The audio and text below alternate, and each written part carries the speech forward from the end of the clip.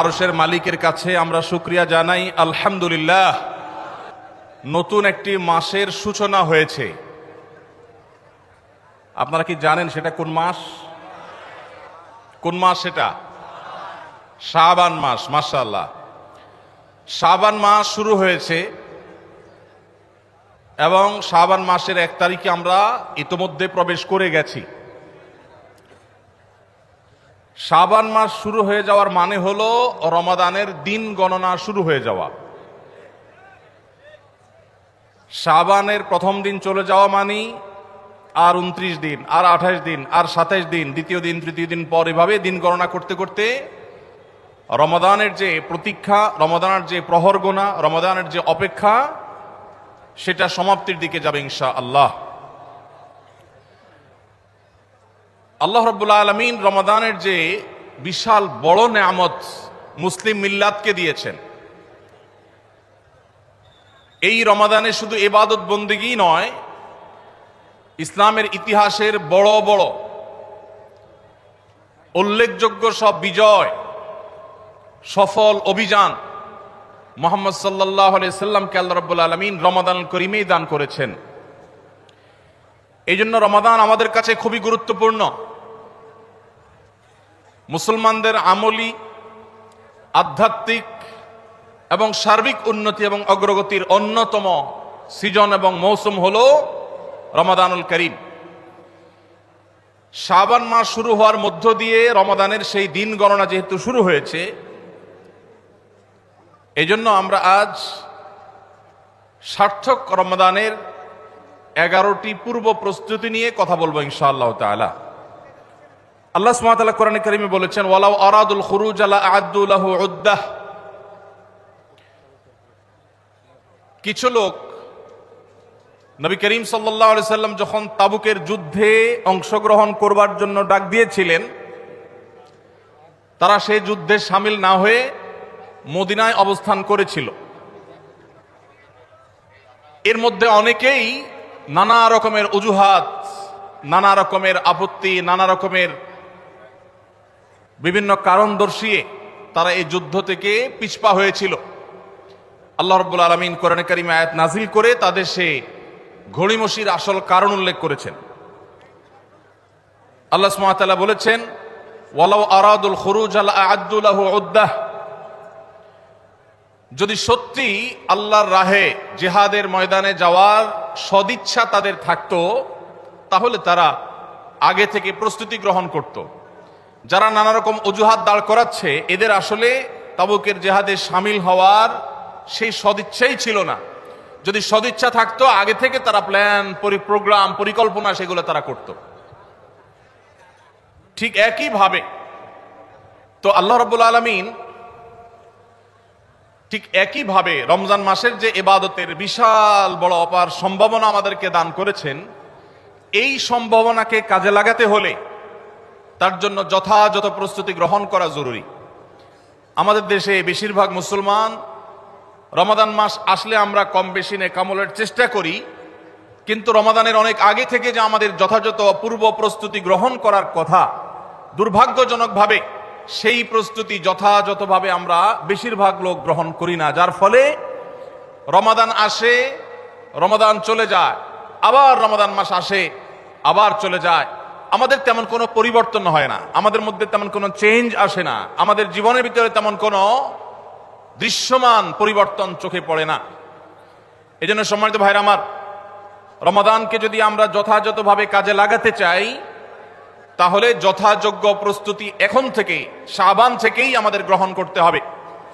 প্রিয় নবী সাল্লাল্লাহু আলাইহি সাল্লাম বলেছেন, ইন্নাল্লাহা ইউহিব্বু ইযা আমিলা আহাদুকুম আমালান আন ইউতকিনাহ। আল্লাহ রাব্বুল আলামিন বান্দা যে কোনো কাজ করলে সেটা যদি ইতকানের সাথে করে, দৃঢ়তার সাথে করে, উত্তম উপায়ে করে, যথাযথভাবে করে, সে কাজটা যদি করার মতো করে, তো আল্লাহ তাআলা সেটাকে পছন্দ করেন এবং ভালোবাসেন। আমরা যদি রমাদান মাসে সিয়াম এবং কিয়াম, রোজা এবং তারাবি, অন্যান্য আমল ইবাদত বন্দেগী গতানুগতিকভাবে করে শেষ করি, আমরা যদি দায় সারাভাবে শেষ করি, তাহলে এটা আল্লাহ তাআলার প্রিয় পাত্রে আমাদেরকে শামিল করবে না। আর যদি রমাদানের প্রত্যেকটি ইবাদত বন্দিগি এটা হয় ইতকানের সাথে, এটা হয় দৃঢ়তার সাথে, এটা হয় সুন্দরতম উপায়ে, এটা হয় যথাযথভাবে, তাহলে সেই ইবাদত আমাদেরকে আল্লাহর প্রিয় পাত্রে পরিণত করবে ইনশাআল্লাহ। প্রিয় ভাইরা আমার, রমাদান মাসের সেই ইবাদত বন্দিগিগুলোকে যথাযথভাবে করবার প্রয়োজনেই আগে থেকেই আমাদের যথাযথ প্রস্তুতিও থাকতে হবে। কারণ কথায় আছে, যে কোনো কাজের যথোপযুক্ত এবং প্রয়োজনীয় প্রস্তুতি গ্রহণ করা মানে হলো সেই কাজটির অর্ধপূর্ণতা। যে কোনো কাজ প্রস্তুতি যত ভালো হয় কাজটা তত ভালো হয়, প্রস্তুতি যত নরমাল হয়, খারাপ হয়, কাজটা তত খারাপ হয়। এই জন্য আমরা রমাদান মাসকে যদি অর্থবহ এবং আমাদের লাইফ চেঞ্জিং ইবাদতের মৌসুম হিসাবে, সিজন হিসাবে গ্রহণ করতে চাই, তাহলে এখন থেকে তার জন্য আমাদের সুনির্দিষ্ট প্ল্যান, পরিকল্পনা থাকতে হবে, প্রস্তুতি থাকতে হবে। আল্লাহ রাব্বুল আলামিন আমাদের সবাইকে সেই তৌফিক দান করুন। এই যে রমাদান আসছে আর কয়দিন পর, কারা কারা এই রমাদানকে সবচেয়ে সুন্দরভাবে ব্যবহার করতে চান একটু হাত তোলেন। আল্লাহ রাব্বুল আলামিন আমাদের সবার হাতগুলো কবুল আর মঞ্জুর করুন, বলুন আমিন। আল্লাহ আমাদেরকে রমাদানকে সর্বোচ্চ ভালোভাবে ব্যবহার করার তৌফিক দান করুন। ভাইরা আমার, এই রমাদান মাস আসার বহু আগে থেকেই আমাদের সোনালী যুগের স্বর্ণ মানবেরা যারা ছিলেন, মুহাম্মদুর রাসূলুল্লাহ সাল্লাল্লাহু আলাইহি ওয়াসাল্লামের হাতে গড়া সাহাবা একরাম, সাহাবীদের শিষ্যত্ব পাওয়া, সান্নিধ্য পাওয়া, তাদের সান্নিধ্যের সৌরভে স্নিগ্ধ হওয়া সেই তাবেঈগণ, তারা রমাদানের যথেষ্ট আগে থেকে সুনির্দিষ্ট প্ল্যান প্রোগ্রাম করে প্রস্তুতি গ্রহণ করতেন। একজন প্রখ্যাত তাবেঈ আছেন, সাহাবীদের শিষ্যত্ব পেয়েছেন এরকম একজন তাবেঈ আছেন, যার নাম ছিল মুআল্লা ইবনে ইয়াজিদ। তিনি বলেছেন, সালাহ বা পূর্বসূরীগণ অর্থাৎ সাহাবী তাবেঈগণ তারা রমাদানের 6 মাস আগে থেকে, রমজান আসার 6 মাস আগে থেকে আল্লাহর কাছে দোয়া করতেন, রোনাজারি করতেন, কান্নাকাটি করতেন এই মর্মে যে আল্লাহ, রমাদান মাস পর্যন্ত আমার হায়াত বাড়িয়ে দাও, আমি যেন রমজান পাই, রমজানকে যেন সুযোগকে যেন কাজে লাগাতে পারি, রমজানের সুবর্ণ সুযোগ যেন আমার হেলায় হারিয়ে না যায়, সেজন্য আল্লাহর কাছে আগে থেকে এই নিয়ামত প্রাপ্তির জন্য দোয়া করতেন। আর রমজানের পরে বাকি যে 6 মাস, এই 6 মাস তারা দোয়া করতেন, আল্লাহ রমজানে যে সমস্ত আমল ইবাদত, যে সমস্ত নেকামল বন্দিগি আপনি করার তৌফিক দিয়েছেন, সেগুলো যেন আপনি মেহেরবানি করে কবুল এবং মঞ্জুর করেন, অ্যাকসেপ্ট করেন, আপনি যেন সেগুলোকে গ্রহণ করে নেন, সেজন্য 6 মাস তারা দোয়া করতেন। তাহলে দেখা গেল সালাফে সালেহিন, তাদের কাছে রমজান এত গুরুত্বপূর্ণ ছিল যে রমজানের আগের 6 মাস এবং পরের 6 মাস রমজান ভাবনায় তারা সবসময় ডুবন্ত ছিলেন, নিমজ্জিত ছিলেন, এর মধ্যেই তারা সবসময় মগ্ন থাকতেন। অথচ আমাদের শাবানের 10, 15, 20 দিন চলে গেলেও রমাদানের আবহ আমাদের অনেকের জীবনে, আমাদের অনেকের লাইফস্টাইলে, আমাদের অনেকের প্ল্যান পরিকল্পনার মধ্যে দেখা যায় না। এজন্য ভাইরা আমার, যথাযোগ্যভাবে রমজানকে যদি আমরা কাটাতে চাই, এর সঠিক ব্যবহার যদি করতে চাই, যেই প্রস্তুতিগুলো লাগবে, 11টি প্রস্তুতি যেগুলো আমাদের রমজানকে সার্থক করতে পারে ইনশাআল্লাহ, তোর মধ্যে সর্বপ্রথম যে প্রস্তুতিটি দরকার সেটি হলো রমজান মাস শুরু হওয়ার আগে থেকেই, যথেষ্ট আগে থেকেই তওবা এবং ইস্তেগফার করতে হবে। কি করতে হবে ভাই? তওবা ইস্তেগফার কেন করবেন? তওবা ইস্তেগফার তো সারা বছরের রুটিন আমল। রমাদানকে কেন্দ্র করে রমজান মাসকে যদি আপনি সঠিকভাবে ব্যবহার করতে চান, তাহলে কেন আপনাকে তওবা ইস্তেগফার করতে হবে? কারণ হলো তওবা এবং ইস্তেগফার এর মাধ্যমে আমরা আল্লাহর রহমতের উপযুক্ত হব।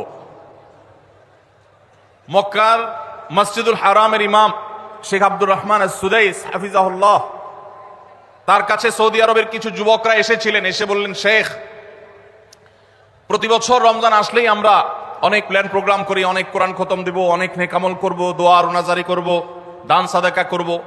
দুর্ভাগ্যজনকভাবে সেটা আমাদের আর রমজান মাসে করা হয় না। আফসোস করতে করতে রমজান মাস পার হয়ে যায়। আপনি আমাদেরকে পরামর্শ দিন, কেন আমাদের প্রতি বছর জীবনে রমজান আসে অথচ সেটা সঠিক ব্যবহার করতে পারি না? তখন শেখ সুদাইস তাদেরকে বলেছিলেন, রমজান মাসে ইবাদত বন্দেগী করতে পারা এটা আল্লাহর নিয়ামত, এটা আল্লাহর অনুগ্রহ, এটা আল্লাহর রহমত। যে রমজান পেয়েও ইবাদত করতে পারলো না, সে তো হতভাগা, কপাল পোড়া। এই হতভাগ্যের কাতারে সাধারণত সেই মানুষগুলোই পড়ে যারা আল্লাহর রহমতের উপযুক্ত না। আমরা নানাবিধ অপরাধে, নানাবিধ গুনাহ করে, নানাবিধ নাফরমানি করে আল্লাহর রহমতের উপযুক্ততা আমরা হারিয়ে ফেলেছি, যার কারণে রমজানের ইবাদতের তৌফিক হয় না। এই জন্য তিনি তাদেরকে নসিহা করেছিলেন যে আমি তোমাদেরকে উপদেশ দিচ্ছি, রমজান আসার আগে থেকেই আগের যে সমস্ত গুনাহ খাতা হয়েছে, যে সমস্ত নাফরমানি হয়েছে, আল্লাহর অবাধ্যতা হয়েছে, সেগুলোর জন্য চোখের পানি ফেলে রোনাজারি করে আল্লাহর কাছে ক্ষমা চাও। আল্লাহর কাছে ক্ষমা চেয়ে যদি আগের সবগুলোকে ভ্যানিশ করতে পারো, তাহলে আল্লাহর কাছে রহমতের উপযুক্ত হবে। বিষয়টা অনেকটা হালখাতার মতো। আপনার আগের দেনা দায়ী সব যখন পরিশোধ করে দিয়েছেন, নতুন করে আবার আপনি ধার করার, বাকিতে নেওয়ার উপযুক্ততা আপনার অর্জন হবে। ঠিক একইভাবে আমাদের নানা নাফরমানের কারণে আল্লাহর রহমত থেকে আমরা দূরে সরে গেছি। লানত অর্থাৎ রহমত থেকে দূরে সরে যাওয়া, এটার উপযুক্ত হয়ে গেছি অনেকে। এই জন্য ভাইরা, এখন থেকে রমাদানের প্রস্তুতির নিয়তে আল্লাহর কাছে তওবা করা, গুনাহ মাফ চাওয়া, ইস্তিগফার করা, জীবন পরিবর্তন করবার সংকল্প করা, এটা হবে আমাদের রমাদানের প্রথম প্রস্তুতি। চেষ্টা করবো তো ইনশাআল্লাহ। প্রতিদিন যখনই তৌফিক হয় আল্লাহর সাথে একটু কথা বলবেন, আল্লাহ আমার সমস্ত গুনাহগুলো মাফ করে দিন, আমার নাফরমানি মাফ করে দিন, আমাকে আপনি ক্ষমা করে দিন। আমি যদি আপনার রহমতের জন্য কোনো কারণে অনুপযুক্ত হয়ে যাই, আমার কোনো বদবখতির কারণে, আমার কোনো কৃতকর্মের কারণে, তো আপনি সেগুলো মাফ করে দিন। এই যে দোয়া, এই দোয়া আপনাকে রমাদানে আল্লাহর ইবাদত বন্দেগী করার, আল্লাহর কাছে রোনাজারি করার, আল্লাহর কাছে ভালো আমল নিবেদন করার যে তৌফিক, এটার উপযুক্ত করে দিবে ইনশাআল্লাহ। তাহলে রমাদানের প্রস্তুতির প্রথমটি আমরা পেয়ে গেলাম, সেটা হলো আগের গুনাহ খাতাগুলো থেকে ইস্তিগফার করা, তওবা করা, ফিরে আসা। এর মধ্য দিয়ে রমাদানে ইবাদতের জন্য নিজেকে প্রস্তুত করব ইনশাআল্লাহ। চেষ্টা করা যাবে না ইনশাআল্লাহ। নাম্বার 2, দ্বিতীয় প্রস্তুতি হলো রমাদান মাসে আল্লাহ রাব্বুল আলামিন এই মাসের যে ফজিলত বর্ণনা করেছে, কোরআন এবং হাদিস সম্পর্কে যাদের মৌলিক ধারণা আছে, হাদিসে রাসূল সম্পর্কে যাদের একটু ঘাটাঘাটিও আছে, তারা জানেন 2-3টা আমল সম্পর্কে কোরআন এবং সুন্নাহ সবচেয়ে বেশি সংখ্যক ভাষ্য বর্ণিত হয়েছে। সবচেয়ে বেশি সংখ্যক। এত ফজিলতের, এত তাৎপর্যের, এত মর্যাদার হাদিস আর অন্য আমল সম্পর্কে সাধারণত দেখা যায় না। সেই কয়েকটি আমল যেগুলোর ফজিলত বিপুল পরিমাণ, যেগুলোর ফজিলত সম্পর্কিত হাদিসের সংখ্যা অনেক, সেই রকম আমলগুলোর মধ্যে থেকে অন্যতম আমল হলো এই রমাদান কেন্দ্রিক আমল, সিয়াম, রোজা, এগুলোর ফজিলত। তো আমাদের রমাদান কেন্দ্রিক প্রস্তুতি হিসাবে দ্বিতীয়ত যে কাজটি আমরা করতে পারি, সেটি হলো এখন থেকেই রমাদান মাসের কি কি ফজিলত আছে, সিয়াম সাধনার কি কি ফজিলত আছে, রমাদানের কি কি আমল আছে, বিশেষ করে ফজিলত এবং মর্যাদার কথাগুলো আলোচনা শুরু করা। এখন থেকে বাসা বাড়িতে গোল হয়ে কোন নির্দিষ্ট বইকে কেন্দ্র করে পাঠচক্র হতে পারে, গ্রুপ স্টাডি হতে পারে, পর্যালোচনা হতে পারে যে রমাদান মাসের কি কি মাহাত্ম্য আছে। এক একজন এক একটা বললেন। এই আলোচনা পর্যালোচনার মধ্য দিয়ে মনোজগতে রমাদানের জন্য এক ধরনের প্রস্তুতি, এক ধরনের আবহ তৈরি হবে ইনশাআল্লাহ। এজন্য দ্বিতীয় প্রস্তুতি হিসাবে আমরা এই কাজটিও ইনশাআল্লাহ করব। সেটা হলো রমজানের ফজিলত, রমজানের মর্যাদা, সিয়ামের ফজিলত, অন্যান্য আমলের উপকারিতা, সেগুলো নিয়ে আমরা বেশি বেশি পর্যালোচনা করব। যত বেশি আপনি আগে থেকে পর্যালোচনা করবেন, রমাদানের প্রতি আপনার তৃষ্ণা, সিয়াম সাধনার প্রতি আপনার ভেতরে আকাঙ্ক্ষা, প্রত্যাশা এবং প্রতীক্ষা, এটা আপনার মধ্যে বাড়তে থাকবে এবং রমাদানের প্রতিটা মিনিটকে কাজে লাগাবার জন্য তাগাদ আপনার ভিতরে অনুভব হবে ইনশাআল্লাহ।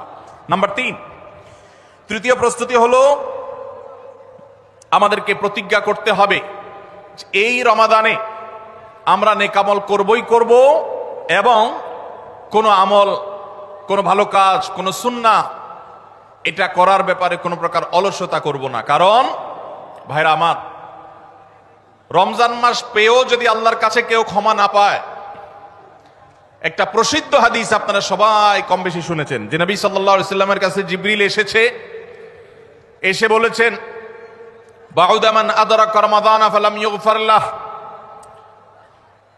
যে ব্যক্তি রমজান পেয়েছে অথচ রমজানের এই বিশাল সুবর্ণ সুযোগকে কাজে লাগিয়ে সে তার জীবনের সব গুনাহগুলো মাফ করাইতে পারে নাই, সে আল্লাহর কাছ থেকে মাগফিরাত আদায় করে নিতে পারে নাই, সে জাহান্নাম থেকে মুক্ত এই ঘোষণা সে আদায় করতে পারে নাই, অথচ সে রমজান মাস পেয়েছে, এর চাইতে হতভাগা আর কে হতে পারে? তা সে ধ্বংস হোক। এই বদদুআয় নবী সাল্লাল্লাহু আলাইহি সাল্লাম আমিন বলে সমর্থন জানিয়েছেন, সায় দিয়েছেন। এই জন্য ভাইরা, রমজান মাস এসেছে কিন্তু আমল ইবাদত হয় নাই, রমজান মাস এসেছে আবার চলে গেছে কিন্তু আমার গুনাহ আল্লাহর কাছ থেকে মাফ করাতে পেরেছি বলে আমার বুক সায় দেয় না, তাহলে এর চাইতে বড় হতভাগা, এর চাইতে বড় কপাল পড়ার কেউ হতে পারে না। রমজানের আমল ইবাদত, রমজানের নেক আমল, রমজানের দোয়া, রমজান মাসের চোখের পানি ফেলা, এটা ভাইরা শুধুমাত্র নিজের প্রেরণার জায়গা থেকে শুধুমাত্র সওয়াব আহরণের জন্যই নয়। এটা যদি না করি তাহলে জিবরিলের বদদোয়া, নবীজি সাল্লাল্লাহু আলাইহি সাল্লামের বদদোয়া, আল্লাহর পক্ষ থেকে ধ্বংস হওয়ার পরোয়ানা, এগুলো অনিবার্য হয়ে যাবে। এই কথা চিন্তা করে এখন থেকে রমাদান কেন্দ্রিক প্রস্তুতির অংশ হিসাবে আমাদেরকে প্রতিজ্ঞা করতে হবে, এইবারের রমাদানের প্রতিটা দিন আমি আল্লাহর কাছে চোখের পানি ফেলে একটা নির্দিষ্ট সময় কান্নাকাটি করব, আমার গুনাহ খাতাগুলোকে মাফ করাবো। জাহান্নামীদের তালিকা আমার নাম যদি কোনো কারণে যেয়ে থাকে, আমি এমন ভাবে রোনাজারি করব, এমন ভাবে ইস্তেগফার করব, এমন ভাবে চোখের পানি ফেলবো, একান্ত নীরবে আল্লাহর সাথে কথা বলবো, যেন আমার সমস্ত গুনাহগুলো মাফ হয়, জাহান্নামীদের তালিকা থেকে যেন আমার নাম কেটে যায়। এর জন্য ভাইরা এখন থেকে প্রতিজ্ঞাটা করতে হবে। কাজ হবে রমজানে, কিন্তু প্রতিজ্ঞা হবে এখন থেকে যে আমি কোনোভাবে এইবারের রমজানের সুযোগ আর হাতছাড়া করব না ইনশাআল্লাহ। তাহলে 3 নম্বর হলো যে রমজান কেন্দ্রিক সমস্ত আমলগুলো করব, আল্লাহর কাছে তওবা ইস্তেগফার করে নিজের গুনাহগুলোকে মাফ করায় ছাড়বো, জাহান্নাম থেকে মুক্তি তথা নাজাত এটা নিজের করে নেব। এই মর্মে প্রতিজ্ঞাটা এখন থেকে, যেই কয়দিন রমজান আসতে সময় আছে, প্রতিদিন আমাকে নবায়ন করতে হবে। প্রতিজ্ঞা আজকেরটা যেভাবে হবে, কালকেরটা আরো স্ট্রং হবে, তারপরের দিন আরো স্ট্রং হবে। প্রতিদিন আমি স্বপ্ন লালন করব কবে রমজান শুরু হবে, আর আমি আল্লাহ রাব্বুল আলামিনের কাছে রমজানের এই সমস্ত ইস্তেগফার, তওবা, আমল এগুলোকে নিবেদন করতে থাকবো। চেষ্টা করা যাবে না ইনশাআল্লাহ? তাহলে 3 নম্বর প্রস্তুতি হলো রমজান মাসে নেক আমল করার প্রতিজ্ঞা করা, মাগফিরাত এবং নাজাত আদায় করার প্রতিজ্ঞা এখন থেকে করা। নাম্বার 4 নম্বর যে প্রস্তুতিটা আমাদের নিতে হবে সেটা হলো, যদি আগের রমজানের কোন রোজা কারোর কাজা থাকে, এই রমজান আসার আগে আগে শাবান মাসের মধ্যেই সেই কাজাগুলো আদায় করে ফেলা উচিত। আম্মা জান আয়েশা রাদিয়াল্লাহু তাআলা আনহা বলেছেন যে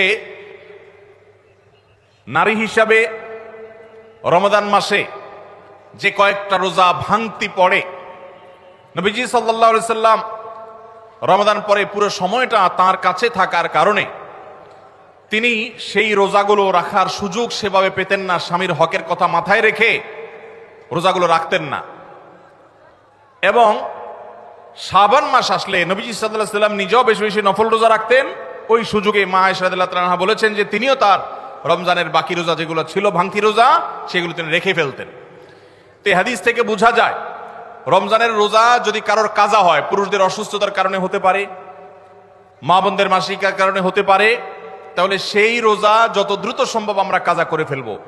এবং সেই কাজা করতে যদি কোনো কারণে, যৌক্তিক কারণে বা যে কোনো কারণে যদি বিলম্ব হয়, তাহলে এই বছরের আসন্ন রমজানের প্রস্তুতির অংশ হিসাবে আগের রমজানের কোনো ভাঙতি রোজা থাকলে সেগুলো সব রেখে কাজা করে সম্পূর্ণভাবে এই রোজার জন্য প্রস্তুত হবে। এটা হলো 4 নম্বর প্রস্তুতি। নাম্বার 5 নম্বরের রমজানের প্রস্তুতি হলো, আল্লাহ রাব্বুল আলামিনের কিছু সাধারণ ক্ষমা আছে, কমন ক্ষমা, গণহারে মাফ।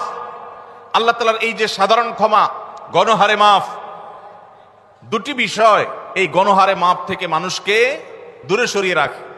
আল্লাহর গণহারে যে ক্ষমা, এই গণক্ষমার উপযুক্ততা নষ্ট করে দেয় দুটি জিনিস। তার একটি হলো শিরক, আরেকটি হলো হাসাদ। একটা হলো হিংসা, আরেকটা হলো শিরক। নবী করিম সাল্লাল্লাহু আলাইহি ওয়াসাল্লাম বিভিন্ন হাদিস থেকে আমরা জানি, তিনি বলেছেন আল্লাহ রাব্বুল আলামিন বিশেষ করে লাইলাতুন নিসফি মিন শাবানে যখন মানুষকে গণহারে ক্ষমা করেন, তখন 2 শ্রেণীর মানুষকে আল্লাহ তাআলা মাফ করেন না, ইল্লা লিল মুশরিকিন আও মুশাহিন। তবে যদি মুশরিক আর মুশাহিন থাকে, শত্রুতা করে, হিংসা করে অন্যের প্রতি, এইরকম মানুষ যদি থাকে, তাদেরকে আল্লাহ তাআলা সাধারণ ক্ষমা আওতায় আনেন না। রমাদানে আল্লাহ তাআলা প্রতিদিন বহু মানুষকে সাধারণ ক্ষমা করেন। রমজান যখন কাছে আসে, শেষ দশক আসে, তখন সাধারণ ক্ষমার পরিমাণ বেড়ে যায়। আল্লাহ সুবহানাহু ওয়া তাআলা বলেছেন, ওয়ালিল্লাহি নবী সাল্লাল্লাহু আলাইহি ওয়াসাল্লাম বলেছেন, ওয়ালিল্লাহি উতাকাউ মিনান নার ওয়া যালিকা ফি কুল্লি লাইলা।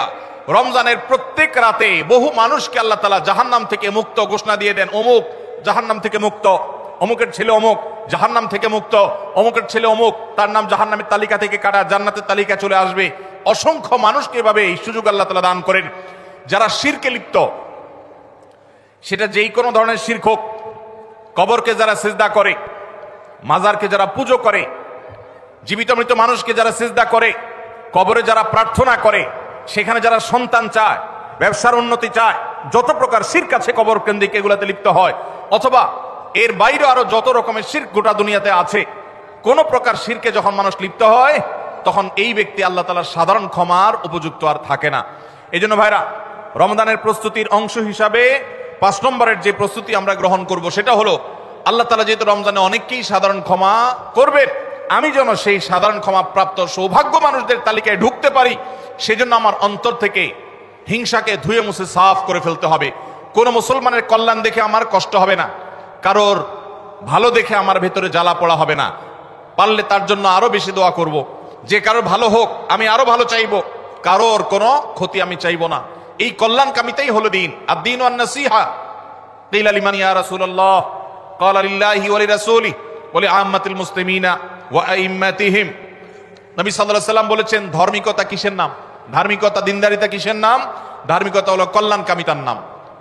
আল্লাহ রাব্বুল আলামিনের আদেশ নিষেধ মেনে চলা, নবী সাল্লাল্লাহু আলাইহি ওয়াসাল্লামের আদেশ নিষেধ মেনে চলা, এটাই হলো তাদের জন্য কল্যাণকামিতা। আর সকল স্তরের সাধারণ মানুষের কল্যাণ চাওয়া, কারোর ক্ষতি না চাওয়া, এটাই হলো দিনদারিতা। যে ব্যক্তি কারোর ক্ষতি চায়, যে মুসলমান আরেক মুসলমানের ভালো দেখলে তার ভিতরে জ্বালা পোড়া করে, অস্থিরতা আসে, সে ভালো মুসলমান না, সে হিংসুক, তার ভিতরে কবিরা গুনাহ আছে। এই জন্য রমাদান মাসে আল্লাহর সাধারণ ক্ষমা পেতে হলে অন্তরকে এখন থেকে পরিচ্ছন্ন করতে হবে, চোখটা বন্ধ করে মনে রাখতে হবে, স্মরণ করতে হবে, আমার আশেপাশে এমন কে আছে যার কল্যাণ দেখলে আমার সহ্য হয় না, যার ভালো দেখলে আমার ভিতরে জ্বালা পোড়া করে, যার সুসংবাদ শুনলে আমার ভিতরে খারাপ লাগা কাজ করে, তাহলে বুঝতে হবে তার প্রতি আমার হিংসা আছে।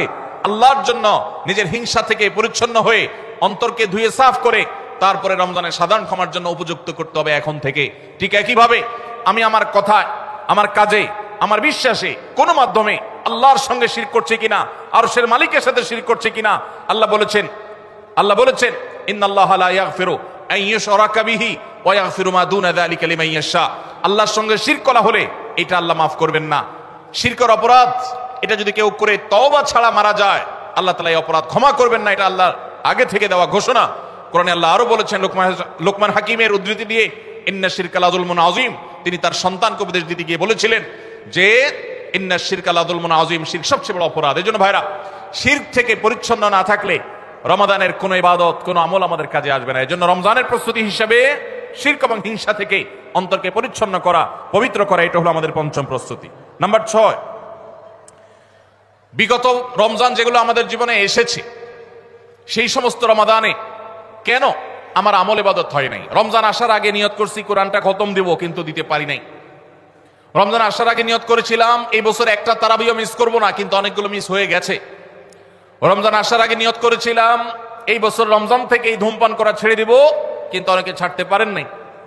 রমজান আসার আগে নিয়ত ছিল এই বছর রমজানে একটা খারাপ জিনিস মোবাইলে, টিভিতে দেখব না, কিন্তু সেই প্রতিশ্রুতি রাখতে পারি নাই। কেন পারি নাই? বিগত রমজানের সমস্ত আমল নামা নিয়ে বসতে হবে এখন থেকে, শাবান থেকে, আজকে থেকেই, যে আমার গত রমজানে আমল ইবাদতের ক্ষেত্রে প্রতিবন্ধকতা, বাধাগুলো কি কি ছিল, একটা একটা করে সম্ভব হলে লিখে ফেলবেন।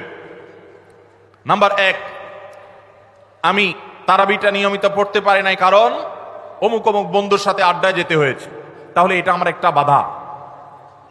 আমি হারাম জিনিস থেকে বেঁচে থাকবো, কিন্তু পারি নাই কেন?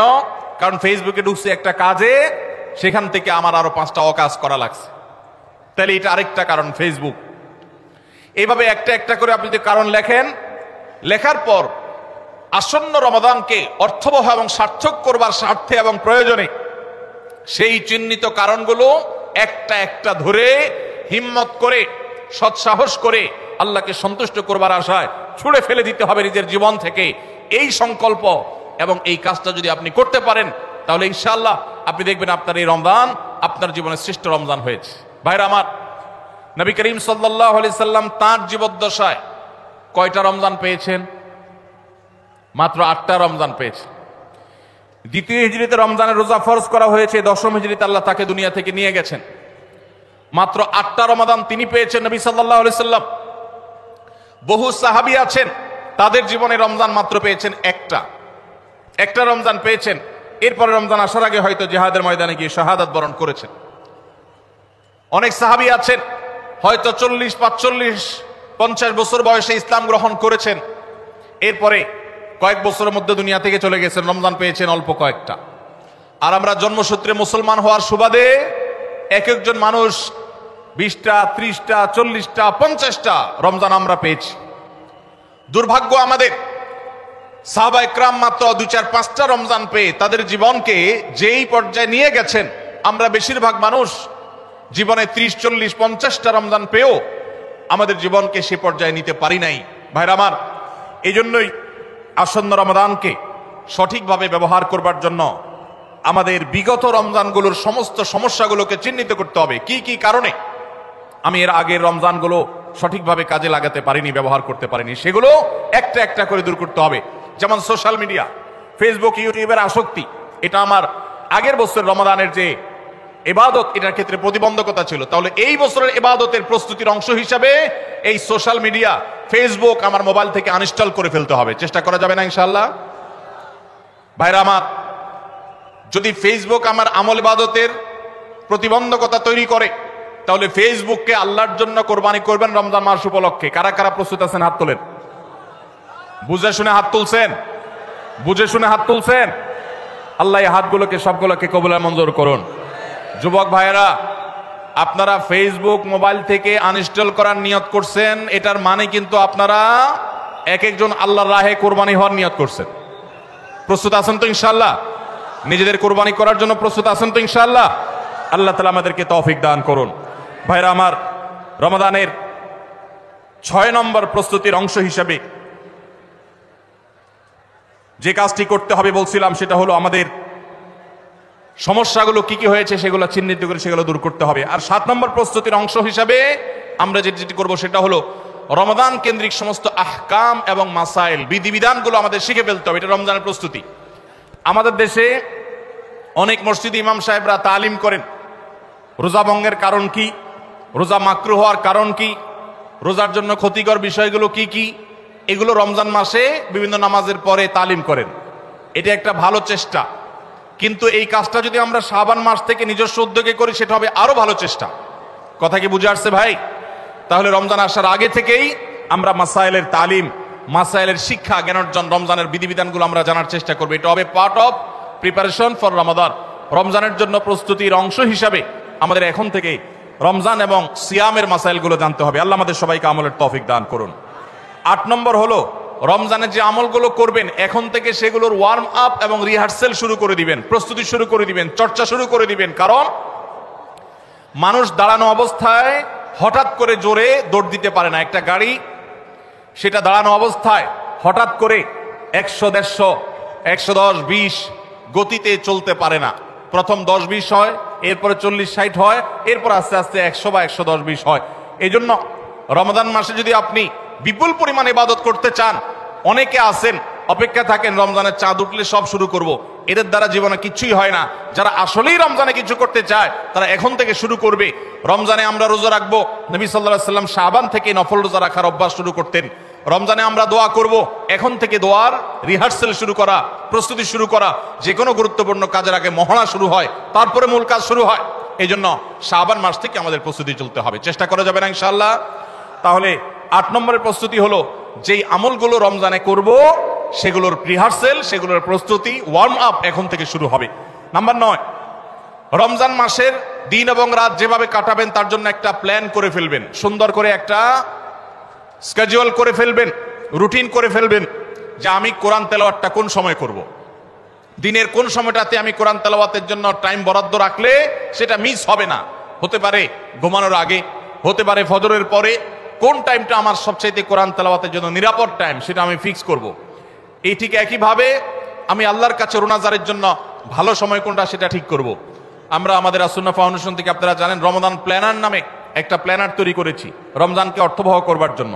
এবছর আরেকটা নতুন বই আমাদের আসছে সামনের সপ্তাহে ইনশাআল্লাহ, মাহে রমজানের 27টি আমল, মাসনুন আমল কোরআন সুন্নাহর আলোকে। প্রত্যেকটা খুঁটিনাটি আমলকে আলাদা আলাদা করে উল্লেখ করা হয়েছে, খুব ছোট্ট ছোটি বই। উদ্দেশ্য রমাদানকে অর্থবহ করা। অতএব রমাদানকে অর্থবহ করবার জন্য আপনার প্ল্যান করতে হবে আগে থেকে, সেটা এখন থেকেই, যে আপনি কখন কোন কাজটা করবেন, কোন আমলটা করবেন, কোন ভালো কাজটা করবেন। এগুলো যদি আগে থেকে প্ল্যান হয়, দেখবেন কাজটা করা সহজ হয়েছে। নাম্বার 10, রমাদানের প্রস্তুতির অংশ হিসাবে চাঁদ দেখার চেষ্টা করতে হবে। চাঁদ দেখা, আজকাল চাঁদ দেখার আমলটা বিলুপ্ত হয়ে গেছে, অনেকটাই হারিয়ে যাচ্ছে। চাঁদ দেখা কমিটি ছাড়া সাধারণ মানুষ চাঁদ দেখতে আমরা ভুলে গেছি। আমরা চাঁদ দেখি কিন্তু ফেসবুকে, আকাশে না। চাঁদ কি ফেসবুকে দেখবেন না আকাশে দেখবেন? সবাই যদি চাঁদ ফেসবুকে খুঁজেন, তাহলে আকাশে সরকারি কিছু লোক খুঁজবে, হেলাল কমিটির লোকজন খুঁজবে। হেলাল কমিটির লোকদের উপরে ভরসা করে যদি এই কোটি কোটি মানুষ তাদের রোজা রাখে, তাহলে প্রায় বছর দেখেন গন্ডগোল লাগে। চাঁদ উঠছে আবার উঠে নাই, উঠে নাই ঘোষণা হয়ে আবার 11টা বাজে 10টা বাজে উঠছে। এই ঘটনা হয় না? হয় না? এই ঘটনা এই জন্য হয় যে আমরা সবাই চাঁদ দেখার দায়িত্বটা পালন করি না। নবীজি বলেছেন, সুমুলি রুইয়াতিহি ওয়া আফতিরু লিরুইয়াতিহি, তোমরা রোজা রাখো চাঁদ দেখে, আবার ঈদও করো চাঁদ দেখে। এই জন্য 29শে শাবান পশ্চিম আকাশে চাঁদ খোঁজার চেষ্টা করবেন সন্ধ্যার সময়। চেষ্টা করবেন না ইনশাআল্লাহ? চেষ্টা করে যদি চাঁদ দেখতে নাও পারেন, তারপর আপনি সওয়াব পাবেন। আর যদি চাঁদ দেখেন, তাহলে দোয়া করবেন, আল্লাহুম্মা আহিল্লাহু আলাইনা বিল ইয়ুমনি ওয়াল ঈমান ওয়াস সালামাতি ওয়াল ইসলাম রব্বি ওয়া রাব্বুকাল্লাহ। হে আল্লাহ, এই চাঁদকে আপনি বরকত এবং ঈমান দিয়ে আমার জন্য পরিপূর্ণ করে দিন। এই মাস আমার জন্য নিরাপদ এবং ইসলাম দিয়ে পরিপূর্ণ করে দিন। হে চাঁদ, তোমার আর আমার পালনকর্তা একজন আল্লাহ। অতএব এই চাঁদ দেখার চেষ্টা করবো। এটাও রমাদানের প্রিপারেশন, রমাদানের প্রস্তুতির অংশ। 11 নম্বর হলো আল্লাহর কাছে ভাই চোখের পানি ফেলে এখন থেকে দোয়া করবো, আল্লাহ এই যে রমজান আসছে, এটা যেন আমার জন্য লাইফ চেঞ্জিং হয়, এটা যেন আমার জীবন পরিবর্তনকারী হয়, এটা যেন আমাকে মুত্তাকি বানিয়ে ছাড়ে, এটা যেন আমাকে নেকামল ওয়ালা বানিয়ে দেয়, এটা যেন আমার জীবনে বিশাল বড় অ্যাচিভমেন্ট এনে দেয়, এটা যেন আমাকে মাগফিরাত পাইয়ে দেয়, এটা যেন আমাকে নাজাত পাইয়ে দেয়, এটা যেন আমাকে জান্নাতের উপযুক্ত করে। এই রমজান যেন আমাকে জাহান্নামীদের তালিকা থেকে আমার নামকে কাটানোর নিশ্চয়তা এনে দেয়। সেইভাবে রমজানকে কাটাবার জন্য আপনি তৌফিক দান করুন। এখন থেকে আল্লাহর কাছে এই বরাদ্দ আদায় করতে হবে, চেয়ে নিতে হবে এবং সেটার জন্য দোয়া করতে হবে। এই দোয়াটা হলো একাদশ এবং সর্বশেষ প্রস্তুতি। চেষ্টা করা যাবে না ইনশাআল্লাহ? রমাদান উপলক্ষে আসুন্নাহ ফাউন্ডেশন থেকে আমরা একটা ঘোষণা গত বছরে দিয়ে রেখেছি, ইনশাআল্লাহ এই রমাদানে সেটা কার্যকর হবে। সেটা হলো যে রমজান মাসে যদি কেউ পুরো কোরআনে কারীম অর্থ সহকারে বুঝে পড়ে, মাদ্রাসার নিচের ক্লাসের ছাত্ররা তারা শরীক হতে পারবে, উপরের ক্লাসের ছাত্র অথবা আলেম ওলামা তাদের জন্য এটা না, কারণ তারা তো এই কম্পিটিশনে এমনিতেই ভালো করবে। এটা আমাদের সাধারণ শিক্ষিত ভাইদের জন্য, স্কুল কলেজের ভাইদের জন্য, সর্বস্তরের নারী পুরুষ, দেশে বিদেশে প্রবাসে থাকা সব মানুষদের জন্য উন্মুক্ত। অনলাইনে নিজস্ব ওয়েবসাইটে আমরা এই পরীক্ষা নিয়ে থাকি। 6টি ধাপে সারা বছর নেওয়া হয়েছে। এখন সামনে রমাদানে যেটা হবে সেটা হলো মূল, যে কেউ যারা আগের কোনো ধাপে পরীক্ষা দেয় নাই তারাও সবাই দিতে পারবে। কাজ হলো শুধু একটাই, সেটা হলো রমাদানকে কেন্দ্র করে আপনি টার্গেট করবেন পুরা কোরআনের শুরু থেকে শেষ পর্যন্ত আমি একবার ভালো করে অর্থ সহকারে বুঝে পড়ার চেষ্টা করব। চেষ্টা করা যাবে না ইনশাআল্লাহ? আল্লাহ তাআলা কি বলেছেন পুরা কোরআনে? আমরা অনেকে পড়তে চাই, জানতে চাই, কিন্তু হয়ে ওঠে না। আপনি এই রমজানকে কেন্দ্র করে টার্গেট করেন প্রতিদিন আমি 1 পারা বা 1.5 পারা। ইমাম সাহেব বা হাফেজ সাহেব তারাবিতে যে তেলাওয়াত করেন, পুরো পারাটা আমি যদি সুন্দর করে দেখে যাই এবং দেখার পরে পরিবারের লোকদের সাথে গ্রুপ স্টাডি করি, মুদারাসা করি, যেটা নবী সাল্লাল্লাহু আলাইহি ওয়াসাল্লাম জিবরিলের সাথে করতেন, সেটা যদি আপনি করেন, তাহলে রমজানের শেষ জুমাবার বাদ ফজর অনলাইনে আমাদের পেজ থেকে লিংক দেওয়া হবে। লিংকে ক্লিক করে শর্ট টার্মে একজন একটু রেজিস্ট্রেশন করে দিতে হবে। নিজে পারলে ভালো, না হলে যারা অনলাইন বোঝে তারা 1 মিনিট লাগবে রেজিস্ট্রেশন করতে, বাস। এরপরে আপনি ডাইরেক্ট পরীক্ষা দিতে পারবেন। এমসিকিউ প্রশ্ন, একটা অক্ষরও লিখতে হবে না, সব প্রশ্ন উত্তর দেওয়া আছে, 4টা উত্তর দেওয়া থাকবে, সঠিকটা সিলেক্ট করতে হবে। এই পরীক্ষা যারা বিজয়ী হবেন তাদের জন্য পুরস্কার হলো 15 লক্ষ টাকা। 15 লক্ষ টাকার পুরস্কারের ঘোষণা আমরা দিয়েছি। এর মধ্যে প্রথম 3 জনকে আমরা ইনশাআল্লাহ বিদিনিল্লাহ উমরা করাবো। 3 জনের উমরার জন্য আল্লাহর 3 বান্দা ইতোমধ্যে স্পন্সর হয়ে টাকা জমা দিয়ে দিয়েছেন আমাদের কাছে। এখন শুধুমাত্র কারা কারা উমরা যেতে চান সে মানুষগুলো দরকার। আপনারা সবাই যেতে চান ইনশাআল্লাহ? অতএব ভাইরা, রমাদানকে কেন্দ্র করে ওই যে প্রিপারেশন, প্রস্তুতির অংশ হিসেবে এখন থেকে কোরআনে কারীম বুঝে পড়া শুরু করে দেন। পরীক্ষার দিন পরীক্ষা দেন। আপনি পুরস্কার জিতেন আর না জিতেন, আল্লাহ বলেছেন ফাস্তাবিকুল খায়রাত, ভালো কাজে প্রতিযোগিতা করা এটা ইটসেলফ একটা ভালো কাজ। অতএব আপনি পরীক্ষায় অংশগ্রহণ করেছেন, প্রতিযোগিতায় নাম লিখিয়েছেন, এটাই একটা ইবাদত। আপনার রমাদানকে অর্থবহ করে দিতে পারে ইনশাআল্লাহ। ইনশাআল্লাহ। সবাই চেষ্টা করবো তো ইনশাআল্লাহ রমাদানকে কেন্দ্র করে।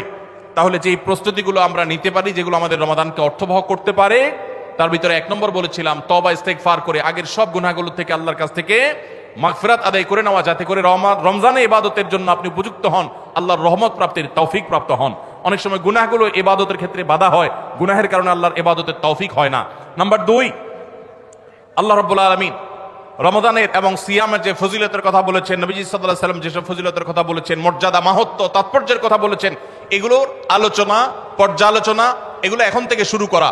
আপনার অফিসে, বাসায় বিভিন্ন রকমের হাদিস, রমাদানের ফজিলত, সাহারি ইফতারের ফজিলত, গুনাহমুক্ত থাকার ফজিলত, তাকওয়া চর্চার ফজিলত, রমজানের আমল, এগুলো এখন থেকে জানাশোনা শুরু করে দেন। এখন থেকে এটা রিহার্সাল শুরু করেন। রমাদানকে অর্থবহ করবার জন্য আমরা রমাদান প্ল্যানার করেছি। রমাদানকে অর্থবহ করবার জন্য আমরা তারাবির সালাতে কোরআনের বার্তা বই করেছি। রমজানকে অর্থবহ করার জন্য আমাদের আরেকটা বই আসছে, মাহে রমজানের 27 আমল। এই সব আয়োজন কিভাবে রমজানকে সুন্দরভাবে কাটানো যায় সেজন্য এখন থেকে আপনি ফজিলতের হাদিসগুলো জানেন, আলোচনা করেন, দেয়ালে দেয়ালে নিজের বাসায় লাগায় রাখেন এবং বারবার দেখেন, পর্যালোচনা করেন, আবহ তৈরি হবে ইনশাআল্লাহ। নাম্বার 3, তৃতীয় প্রস্তুতি হলো এইবারের রমাদানে যে কোনো ভাবে মাগফিরাত আদায় করে ছাড়বো আল্লাহর কাছ থেকে। জাহান্নামীদের তালিকা আমার নাম থেকে থাকলে এটা কাটায় ছাড়বো, এই মর্মে প্রতিজ্ঞা করা। এটাও প্রিপারেশন। এখন থেকে নিয়ত করা যে এই রমজানটা অর্ডিনারি রমজান হবে না, এই রমজানটা শুধু সাহারি আর ইফতার আর তারাবি এই 3 জিনিসের নাম হবে না, এটা একটা অর্থবহ রমজান হবে। একটা নাফরমানি আমি করব না, একটা গুনাহ আমি করব না। এখন থেকে প্রতিজ্ঞা করতে হবে নিজের সাথে নিজে, প্রতিদিন নিজের সাথে নিজের বোঝাপড়া ফাইনাল করতে হবে, এটা প্রস্তুতি। নাম্বার 4, বিগত রমাদানের যদি কোনো রোজা কাজা হয়ে থাকে সেগুলো সব আদায় করে শেষ করতে হবে শাবানের মধ্যে। নাম্বার 5, শিরক এবং হাসাদ, হিংসা, এগুলোর কারণে আল্লাহর সাধারণ ক্ষমার উপযুক্ততা মানুষ হারিয়ে ফেলে, সেগুলো থেকে মুক্ত থাকার প্রতিজ্ঞা করে মুক্ত থাকার জন্য চেষ্টা করতে হবে এখন থেকে। যে শিরক থেকে থাকলে জীবনে কখনো সেই শিরক থেকে মুক্ত হওয়া, অন্তরের কার প্রতি হাসাদ থাকলে সেটাকে দূর করা, তার কল্যাণকামী হওয়া, এগুলোর মধ্য দিয়ে রমজানে যে সাধারণ ক্ষমা হবে তার জন্য যে উপযুক্ততা তৈরি করা, এটাও রমজানের প্রস্তুতির অংশ। নাম্বার 6, বিগত রমজানগুলোতে কোন কোন কারণে আমার আমল হয় না, কোন দোস্তের কারণে, কোন বন্ধুর কারণে, কোন গ্রুপের কারণে, কোন অ্যাপসের কারণে, কোন ফেসবুকের কারণে, সেগুলো একটা একটা করে এই রমজানে যেন জীবনে না থাকে সেগুলা ছিন্ন করার জন্য প্রস্তুতি নেওয়া। নাম্বার 7, রমজানের মাসলা মাসাইলগুলো জানা, এটাও রমজানের প্রস্তুতির অংশ, এখন থেকে সেটা করা। 8 নম্বর হলো রমজানে যে আমল করতে চান এখন থেকে সেগুলো শুরু করে দেন, তেলাওয়াত করা। অনেক সালাফ শাবান মাস থেকে প্রচুর তেলাওয়াত করা শুরু করতেন, নবীজি শাবান মাস থেকে নফল রোজা শুরু করতেন। এগুলো হলো আগে থেকে প্রস্তুতি এবং মহড়া। রমজানে যা করবেন, দান সাদকা করবেন, এখন থেকে লিস্ট করেন, তালিকা শুরু করে দেন, টাকা পয়সা জোগাড় শুরু করে দেন, এগুলো হলো পার্ট অফ প্রিপারেশন। 9 নম্বর হলো রমজান কিভাবে কাটাতে চান তার একটা রুটিন করে ফেলেন, দিন রাত 24 ঘন্টার রুটিন। বাচ্চাদের, ফ্যামিলির অনেক ধরনের আমল আছে রমজানকে কেন্দ্র করে, যেগুলো হারিয়ে গেছে আমাদের সমাজ থেকে। রুটিন করেন এবং ইলম অর্জন করার চেষ্টা করেন। নাম্বার 10, চাঁদ দেখার চেষ্টা করতে হবে, এটাও রমজানের প্রস্তুতির অংশ। আর 11 নম্বর হলো আল্লাহর কাছে দোয়া করতে হবে, আল্লাহ যেন আমাদেরকে রমজানের রোজাকে যথাযথভাবে আদায় করার তৌফিক দান করেন। চেষ্টা করা যাবে তো ইনশাআল্লাহ। আল্লাহ রাব্বুল আলামিন আমাদের সবাইকে রমজানকে সর্বোচ্চ কাজে লাগাবার, সর্বোত্তম ব্যবহার করবার তৌফিক দান করুন। সবাই চেষ্টা করবো তো ইনশাআল্লাহ। ভাইরা আমার, জীবনে রমজান হতে পারে এটাই শেষ, সেই চিন্তা করেই আমাদেরকে রমাদানকে ইস্তেকবাল করতে হবে, অভ্যর্থনা জানাতে হবে। এটাকে শেষ রমজান ধরেই প্রিপারেশন নিতে হবে, আগাইতে হবে। এইবার যদি সুযোগ মিস হয় হয়তো আর সুযোগ আমার কাছে আসবে না, সেই চিন্তা করেই করতে হবে। তাহলে ইনশাআল্লাহ এই রমাদানে অর্থবহ কিছু করা সম্ভবপর হবে। আমরা সবাই সেজন্য যার যার জায়গা থেকে সচেষ্ট হব আগে থেকেই। এবং মনে রাখবেন, আবারও বারবার বলছি যে নবী সাল্লাল্লাহু আলাইহি সাল্লামের সেই হাদিসটি মাথায় রাখতে হবে। রমজান মাসটা আমল করে, ইবাদত করে কিছু কামাইতে পারলাম ভালো, না কামাইতে পারলাম তেমন কোনো ব্যাপার না। ব্যাপারটা সেরকম না। ব্যাপারটা হলো যদি এই মাস চলে যায় আর অবহেলায় আপনি আল্লাহর কাছ থেকে মাগফিরাত আদায় করতে না পারেন, তাহলে বাউদামান আদরাকা রমাদান ওয়া লাম ইগফার লাহ, এই হাদিসের মেজদাক হবেন আপনি, এই হাদিসের প্রয়োগ ক্ষেত্র হবেন আপনি। সেক্ষেত্রে রমজান পেয়েও মাগফিরাত না পাওয়ার কারণে ধ্বংস অনিবার্য হয়ে যাবে। এটা শুধুমাত্র শখের বিষয় না, এটা ডু অর ডাই এর মতো ব্যাপার। আপনি রমজান পাইলেন না, মাগফিরাত পাইলেন না, জাহান্নাম নিশ্চিত হবে। অতএব যারা বাঁচতে চাই তারা এখন থেকে প্ল্যান প্রোগ্রাম করবো, করা যাবে না ইনশাআল্লাহ। সেই সাথে আমি শুরুতে যেটা বলেছিলাম, রমাদান সেই মাস যেই মাসে আমল এবং ইবাদতের শুধু উন্নতি আর তারাক্কি না, মুসলমানদের সার্বিক অগ্রগতি, উন্নতি আল্লাহ রাব্বুল আলামিন এই মাসে দিয়েছেন। ঐতিহাসিক বদরের যুদ্ধের সেই স্মৃতি বিজড়িত মাস এই রমাদান, মক্কা বিজয়, বড় বড় ঘটনা ইসলামের ইতিহাসে, বড় বড় সাফল্য আল্লাহ তাআলা রমাদানে দিয়েছেন। অতএব সেই জন্য নিজেদেরকে প্রস্তুত করতে হবে, প্রস্তুতি এখন থেকে গ্রহণ করতে হবে। এবং বাংলাদেশের এই মাটি আল্লাহ রাব্বুল আলামিন যেন দ্বীনের জন্য, ঈমানের জন্য, কোরআনের জন্য, সুন্নাহর জন্য কবুল করেন। এদেশের মুসলমানদের অন্তরের অন্তঃস্থলে যেন দ্বীনকে আল্লাহ তাআলা গেঁথে দেন। আমাদেরকে সবাইকে যেন আল্লাহ তাআলা প্র্যাকটিসিং মুসলমান বানায় দেন। নামদারি মুসলমানদেরকে আল্লাহ যেন সিরিয়াস মুসলমান বানায় দেন। নামাজি মুসলমানকে যেন আল্লাহ আখলাকওয়ালা মুসলমান বানায় দেন। আখলাকওয়ালা মুসলমানকে যেন আল্লাহ মুখলিস মুসলমান বানায় দেন। আমরা সবসময় দোয়া করবো ইনশাআল্লাহ। এই আসন্ন রমাদানকে কেন্দ্র করে সেই দোয়া আরো বাড়াতে হবে, তার প্রিপারেশন আরো বাড়াতে হবে। এদেশের সংখ্যাগরিষ্ঠ মানুষ তারা ইসলামকে পছন্দ করে, মুসলমান, তারা ইসলামকে ভালোবাসে মনে প্রাণে, ধর্মপ্রাণ। এরপরও এদেশে একের পর এক বিভিন্ন সময় আমরা দেখেছি ইসলামকে নানাভাবে আঘাত করা হয়। আমরা মুসলমানরা সর্বশক্তি দিয়ে এই সামান্য কিছু হাতে গোনা ইসলাম এবং মুসলমানদের প্রতি বিদ্বেষ পোষণ করা এই অপশক্তি, এদেরকে দমন করবার শপথ আমাদেরকে গ্রহণ করতে হবে রমাদানকে কেন্দ্র করে। আপনারা অনেকে ইতোমধ্যে জেনেছেন, অনেকে আপনারা জেনেছেন এবং দেখেছেন, দেশে সংস্কার কার্যক্রম যে চলমান আছে, এখানে নারী বিষয়ক সংস্কারের যে কমিশন, সেই কমিশন পত্রপত্রিকা আপনারা দেখেছেন, অনেকে সুপারিশ করেছে বৈষম্য দূর করার নাম দিয়ে কোরআন যে বাবার সম্পত্তিতে, মায়ের সম্পত্তিতে মেয়েদেরকে ছেলেদের অর্ধেক সম্পদ দিতে বলেছে, সে আইনটা এখনো সামাজিকভাবে প্রচলিত আইনে কার্যকর আছে। পরিবর্তন করার, আল্লাহর বিধানকে পরিবর্তন করার সুপারিশ করেছে এই নারী বিষয়ক সংস্কার কমিশন। এই সুপারিশ বাস্তবায়ন করার দুঃসাহস যদি কেউ দেখায়, তাহলে এটা হবে সবচেয়ে বড় অপরিণামদর্শী কাজ, সবচেয়ে দুর্ভাগ্যজনক অধ্যায়। শুনতে খুব ভালো শোনা যায়, খুব মুখরোচক মনে হয়। একই বাবার সন্তান, ছেলে এবং মেয়ে, ছেলে 2 টাকা পাইলে মেয়ে কেন 1 টাকা পাবে? কিন্তু এর পেছনে লুকায়িত আছে এক গভীর শয়তানের ষড়যন্ত্র। সেটা হলো পশ্চিমা পৃথিবীর মানুষেরা তাদের পরিবার ব্যবস্থাপনা ধ্বংস হয়ে গেছে, বহু আগেই তাদের পরিবার ব্যবস্থাপনা মুখ থুবড়ে পড়েছে। আজ এই ভারতবর্ষে শুধু মুসলমান কেন, আমাদের এই অঞ্চলের হিন্দু, খ্রিস্টান, বৌদ্ধ সব ধর্মের মানুষের মধ্যে পারিবারিক বন্ডিং এবং পরিবার ব্যবস্থাপনা, স্বামী স্ত্রীর মধ্যকার সৌহার্দ্য যতটুকু আছে, পশ্চিমারা সেগুলা কল্পনাও করতে পারে না। ওরা আমাদের চাইতে জ্ঞানে বিজ্ঞানে এগিয়ে থাকতে পারে, ওরা আমাদের চাইতে তথ্য প্রযুক্তিতে অগ্রসর থাকতে পারে, তারা অবকাঠামোতে আমাদের চাইতে 200 বছর এগিয়ে থাকতে পারে, কিন্তু পরিবার ব্যবস্থাপনা আমরা ওদের চাইতে 500 বছর এগিয়ে আছি। আমাদের এখানকার স্বামী স্ত্রীর মধ্যকার ভালোবাসা, এটা তাদের দেশে সোনার হরিণ। আমাদের এখানকার সন্তানের সাথে বাবা মার বন্ডিং, তাদের ওখানে সেটা দুষ্প্রাপ্য। ভাইরা আমার, এই যে সমতার নাম দিয়ে, বৈষম্য দূরের নাম দিয়ে এই যে নতুন প্রস্তাবনা আসছে, এই প্রস্তাবনার মিনিং হলো পরিবার ব্যবস্থাপনাকে ধ্বংস করে ফেলা। কিভাবে সেটা? ছেলে এবং মেয়ে উভয় যখন সমান সমান হারে 1 টাকা করে পাবে, তখন পশ্চিমাদের মতো ছেলে বলবে মেয়েকে, বাসা ভাড়া তুমি অর্ধেক শেয়ার করো, সংসার খরচ তুমি অর্ধেক শেয়ার করো, যেভাবে পশ্চিমা পৃথিবীতে আছে। এইটা যদি শুরু হয়, তখন পরিবার ব্যবস্থাপনা ওদেরটা যেরকম ধ্বংস হয়েছে, আমাদেরটাও ধ্বংস হওয়া অনিবার্য হবে। দুজনকে ঘরের বাহির হতে হবে। এটা হলো স্বামী স্ত্রীর মধ্যকার রেষারেষি শুরু হওয়ার একটা সূচনা, একটা সূত্রপাত, যে তোমার কাছেও 2 টাকা আছে, আমার কাছেও 2 টাকা আছে, তাহলে সংসার খরচ আমি দিলে তুমি কেন দিবা না, তোমাকেও দিতে হবে। এখন আল্লাহ রাব্বুল আলামিন যে সুন্নাতুল্লাহি ফিল আরদ, পৃথিবীতে আল্লাহর যে নিয়ম রেখেছেন, পুরুষরা বাহিরের দিকটা সামলায়, মেয়েরা ভেতরের দিকটা সামলায়।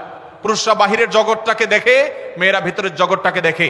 এই যে বন্টন, এই বন্টনের মধ্য দিয়ে যে পরিবার ব্যবস্থাপনা মানব সভ্যতার শুরু থেকে আজও পর্যন্ত আসছে, এটার ভিন্ন পথ এক্সপেরিমেন্ট করে, চালিয়ে, পরীক্ষা চালিয়ে পশ্চিমারা ফেইলিয়র হয়ে গেছে, ব্যর্থ হয়ে গেছে। এখন আমাদের সমাজকে ব্যর্থ করার অপচেষ্টায় এদেশে তাদের কিছু দোসররা করছে এবং তারা এই কাজে লিপ্ত আছে। বিধায় আমাদেরকে চোখ কান খোলা রাখতে হবে। কোরআনে কারিমের আইন, কোরআনে কারিমের বিধান এমনিতেই তো নাই, যে 2-1টা সমাজের খাঁজে ভাজে আছে, এগুলাকে ধুয়ে পরিষ্কার করার যে শয়তানের ষড়যন্ত্র, নীল নকশা, এটা ইনশাআল্লাহ এদেশের মানুষ বাস্তবায়ন করতে দিবে না। এদেশের মানুষ দিনকে যতটা ভালোবাসে, ফু মেরে, তুড়ি মেরে সংস্কারের নামে আল্লাহর দেওয়া সে বিধান এটাকে উড়িয়ে দেয়া হবে আর সাধারণ মানুষ চুপচাপ বসে থাকবে, এটা বোকার স্বর্গে বসবাস করা ছাড়া আর কিছুই নয়। এমনিতেই কোরআনের কোন আইন, কোন বিধান, আল্লাহর আদেশ বা নিষেধ মুসলিম অধ্যুষিত দেশ হিসাবে, ধর্মপ্রাণ মানুষদের দেশ হিসাবে সেটা আমাদের আইনে, সংবিধানে এমনিতেই স্থান পাচ্ছে না। যেগুলো আছে দুই একটা, সেগুলো মুছে পরিষ্কার করার এই ষড়যন্ত্র এদেশের প্রত্যেকটা মুসলমান রুখবে ইনশাআল্লাহ। ভাইরা আমার, এই জন্য আমাদেরকে চোখ কান খোলা রাখতে হবে, আমাদেরকে সতর্ক থাকতে হবে। তবে সেই সাথে আমাদের এও মাথায় রাখতে হবে, মা বাবার সম্পদে বোনদের অধিকার, এটাকে আমরা অনেক পুরুষরা বঞ্চিত করছি, তাদেরকে অধিকার দিচ্ছি না। যেটুকু কোরআন বলেছে সেটুকুর বাস্তবায়ন হলেই সমাজ শান্তিতে পরিপূর্ণ হয়ে যাওয়ার কথা, কিন্তু সেটা বাস্তবায়ন করার নাম নাই, সেটাকে পরিবর্তন করার বরং চেষ্টা চলছে। ভাইরা আমার, আল্লাহ রাব্বুল আলামিন আমাদেরকে নারী পুরুষের মধ্যে সমতা বিধান করতে বলেন নাই, ন্যায্যতা বিধান করতে বলেছেন। কি করতে বলেছেন? সমতা। ইসলাম সমতার কথা বলে না, ন্যায্যতার কথা বলে। সব সময় সমতা মানুষের ন্যায্যতাকে নিশ্চিত করে না, সব সময় সমতা মানুষের ন্যায্যতাকে নিশ্চিত করে না। এজন্য ইসলাম ন্যায্যতা কথা বলেছে। ন্যায্যতা এটা থাকতে হবে, সমতা থাকা জরুরি নয়। আল্লাহ আপনাকে একটা ছেলে দিছে, একটা মেয়ে দিছে। ছেলেটার জ্বর হয়েছে, তাকে নাপা খাওয়াইছেন 103 ডিগ্রি জ্বর। মেয়েটার শরীরে কোনো জ্বর নাই, সুস্থ মানুষ। তাকে বলতেছেন, তুমিও তো আমার ঘরে জন্ম নিয়েছ, এক পাতা নাপা কিনেছি, ছেলেটাকে খাইয়েছি একটা, তুমিও তো ভাত খাইছো, এখন একটা নাপা তুমিও খাও, না হলে তো আমার ভয় হয় যে আমি সমতা বিধান করলাম না। কি বলেন? ছেলের জ্বর হয়েছে, তাকে নাপা খাওয়াইছেন, এখন সমতা যদি বজায় রাখতে হয় তাহলে মেয়েকেও কি করা লাগবে? নাপা খাওয়ানো। এক ছেলের বয়স 20, তার জন্য যে সাইজের জামা কিনেছেন, আরেকজনের বয়স 10। সমতা বিধান করতে হলে তার জন্য একই সাইজের জামা কিনতে, একই সাইজের জামা যদি কিনেন তাহলে সেটাকে ইনসাফ হবে না বেইনসাফ হবে? ইসলাম এই মুখরোচক, সস্তা, শুনতে শুধু ভালো শোনা যায় এরকম সমতা নারী পুরুষের মধ্যে করতে বলে না, ন্যায্যতাকে নিশ্চিত করতে বলে। আপনি কোথাও আপনার ছেলে মেয়েদেরকে কোনো ভালো কিছু দেখাবার জন্য নিয়ে গেছেন, দুইজন ছেলে বা একজন ছেলে একজন মেয়ে গেছে, একজন বড় একজন ছোট, একটু উপরে উঠে দেখতে হবে। সেজন্য যে বড় 15 বছর বয়স, তার দেখা সুবিধার জন্য 3টা ইট দিয়ে বলেছেন, তুমি এবার দাঁড়াও, সে দেখতে পাচ্ছে। এখন যার বয়স 5, তার জন্য যদি 3টা ইট দেন, সে কি দেখতে পাবে? কিন্তু যেহেতু বড়জনকে 3টা দিচ্ছেন, ছোটজনকেও 3টা দিবেন, ছেলেকে 3টা দিচ্ছেন, মেয়েকেও 3টা দিবেন। এটা হলো সমতার দাবি। আর ন্যায্যতার দাবি হলো যার 3টা লাগে তারা 3টা দিবেন, যার 6টা লাগে তাকে 6টা দিবেন। এটা হলো ন্যায্যতা। ইসলাম নারী পুরুষের মধ্যে ন্যায্যতা নিশ্চিত করতে বলে, সমতা নয়। পশ্চিমারা যে সমতার কথা বলে, এটা মুখরোচক, বস্তা পচা, সস্তা স্লোগান। এই স্লোগান কখনো ইনসাফ প্রতিষ্ঠা করতে পারে না। পশ্চিমাদের সমাজ ব্যবস্থা ইনসাফ প্রতিষ্ঠা হয় নাই। নারীরা মুসলমানদের চাইতে 1000 গুণ বেশি নিগৃহীত, নিষ্পেষিত। আমাদেরকে বুঝতে হবে এবং ধারণ করতে হবে। আল্লাহ রাব্বুল আলামিন কোরআন এবং হাদিসের আলোকে আমাদের জীবনকে, আমাদের সমাজকে, আমাদের দেশকে, আমাদের পরিবারকে সবকিছুকে ঢেলে সাজাবার তৌফিক আমাদেরকে দান করুন। আমাদেরকে কোরআন এবং হাদিসকে ধারণ করতে হবে, রমাদান কর্তব্য করতে হবে। যে সমস্ত কথা আমরা শুনলাম, জানলাম, দিনভর আলোচনা হলো, আল্লাহ তাআলা আমাদের সবাইকে আমলের তৌফিক দান করুন।